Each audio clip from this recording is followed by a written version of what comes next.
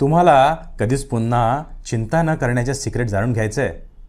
मग हे आहे का, तुमच्या मनात येणाऱ्या एकही निगेटिव्ह विचारावर 100% विश्वास ठेवू नका.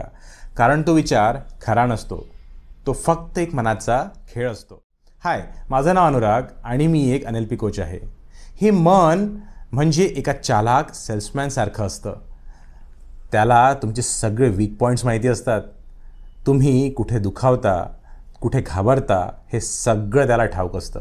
आणि मग तो हळूच बॅकग्राऊंडमध्ये काम करतो आणि तुम्हाला त्याच्या स्टोरीवर विश्वास ठेवायला भाग पाडतो.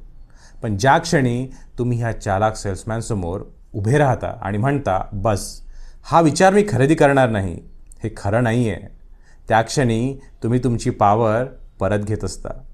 विचाराला स्वतःची ताकद नसते. ताकद ही तुमच्यामध्येच असते. विचार म्हणजे आकाशात येणाऱ्या ढगाप्रमाणे आहे. ते येतं आणि जातं, पण तुम्ही त्याला धरून ठेवता आणि त्याला खरं मानता आणि मग त्यालाच तुमच्यावर राज्य करू देता. लक्षात ठेवा, तो फक्त एक विचार आहे, रियालिटी नाही. त्यावर विश्वास ठेवू नका.